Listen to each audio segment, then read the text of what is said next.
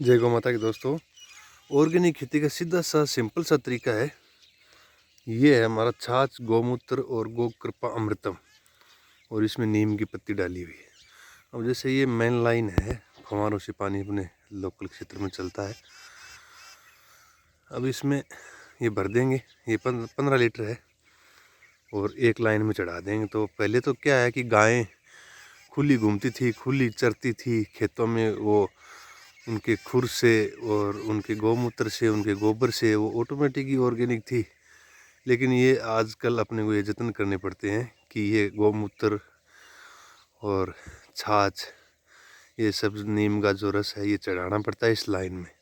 तो एक एक फव्वारों से माध्यम से अलग अलग अपनी धरती माता में ये जो खटास है, जो गौमूत्र का जो है, वो सब ज़मीन ले लेती है फव्वारों के माध्यम से। और इसको अभी इसमें डाल देंगे। सिंपल सा है, कुछ नहीं करना है अपने को ऑर्गेनिक में, और वही प्रोडक्शन मिलता है, ज़्यादा ही मिलता है। यदि ये कंटिन्यू 3-4 साल तक हो जाए तो वही प्रोडक्शन मिलता है। इसमें डाल देंगे। अब की बार बहुत अच्छा गेहूँ का उत्पादन हुआ इस ऑर्गेनिक से, पिछले साल की बजाय अब की बार ज़्यादा हुआ। तो आप भी सभी ये ऑर्गेनिक खेती करना ही पड़ेगा जी। मैं नहीं बोल रहा हूँ, अब ऑर्गेनिक खेती करना ही पड़ेगा। अब देखिए इसमें क्या है, कुछ नहीं, बस ये इसको बस थोड़ा सड़ाना पड़ता है 10 दिन के लिए। जैसे 5 ड्रम हो, 5 ड्रम में 10 लीटर छाछ, 20 लीटर गौमूत्र, 1 लीटर गौ कृपामृतम। ये जैसे गुजरात से लेके अब ये भी हम फ्री देते हैं। हमारे पास ये एक प्रकार का जावना है। जितना ख़त्म हुआ 5 लीटर बचा, उसमें फिर छाछ डाल दिया, फिर गुड़ डाल दिया और नीम का रस डाल दिया, गौमूत्र डाल दिया। तो ये एक जावण हो गया। 5 लीटर बचा, उसमें फिर डाल देंगे, फिर 5 लीटर बचा, फिर उसमें फिर डाल देंगे। अपने आप ऑटोमेटिक 7 से 8 दिन में ये तैयार हो जाता है। तो 5 ड्रम रहते हैं, तो जब एक ड्रम ख़त्म होता है उसमें पानी डाल देते हैं, छाछ डाल देते हैं, चलता रहता है कंटिन्यू। कुछ नहीं करना अपने को, कुछ नहीं। और जो केमिकल पेस्टिसाइड से जो बथुआ होता है, खरपतवार होती है, वो तो देखो सजनों, हम सबको पहले जो निनाण करते थे वो निनाण करना ही पड़ेगा, क्योंकि वो केमिकल से तो मर जाता है। अब कैसा कैसा केमिकल है देखिए। गेहूँ है वो जलता नहीं है, लेकिन बथुआ जल जाता है। बाजरी है वो जलती नहीं है, लेकिन उसमें कोई खरपतवार है वो जल जाएगी। तो केमिकल तो वो है ही। तो केमिकल से बचें, शुद्ध खाएं, सात्विक रहें। शुद्ध देसी गायों जैसे नस्ल है अपनी, राठी, गीर, थारपारकर, साहिवाल। आप खुद समय न निकाल सकें तो दूसरों को प्रेरित करें।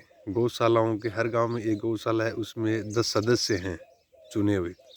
उनके सामने बात रखें, उनसे आप सवाल करें कि आप गौ संवर्धन के लिए गौशाला में एक सांड है या नहीं।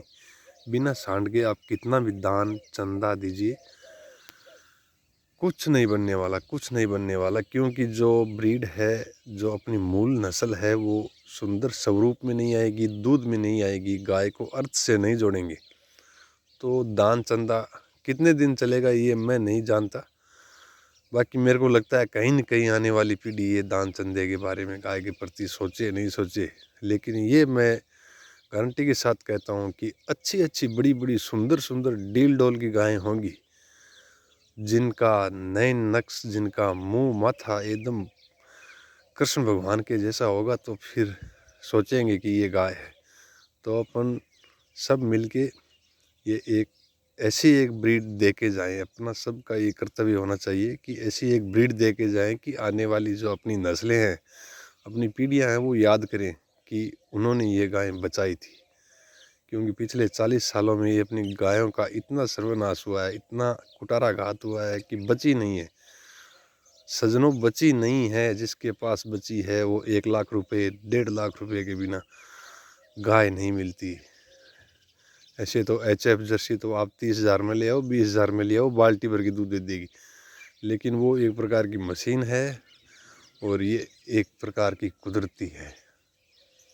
आप शुद्ध देसी साहिवाल गायों का दर्शन करने कांगड़ पधार सकते हैं, हमसे जानकारी ले सकते हैं। हम आपके लिए तैयार हैं, जितना भी समय हो हम तैयार हैं। सांड के बारे में हम आपको जानकारी दे सकते हैं, कौन सा सांड शुद्ध है, कौन सा सांड अपन ऐसे ही पकड़ के ले आए गांव से। एक एक भ्रांति रहती है अपने गांव में कि मैं फलाना गांव से एक सांड लेके आया हूँ, लेकिन पता नहीं उसकी माँ ने दूध कितना दिया, उसके जो पिता बाप है उसकी माँ ने कितना दूध दिया, कितनी सुंदर थी। तो ऐसे अनजाने में एक सांड को उठा के मत लाएं, कोई गाड़ी में चढ़ा के मत लाएं। रिकॉर्ड होना चाहिए, ऐसा सांड हो कि आने वाले 5 साल बाद में अपने को रिजल्ट मिले और पछताना नहीं पड़े कि अपने सांड लेके कोई गलती नहीं की। इतनी सुंदर सुंदर बच्चियाँ जिसकी गढ़कंबल बोलते हैं, आपने मारवाड़ी भाषा में कांबड़ बोला, थुई बोला, तो वह सारी की सारी चीज़ आनी ज़रूरी है और पछतावा नहीं होगा उस टाइम की। सांड का सिलेक्शन, उसकी ब्रीड, पेडिग्री सब जांच परख के लाए, बाद में देखिए उस सांड ने क्या करामात करेगा ये गौशाला में। जय गौ माता, जय भारत माता।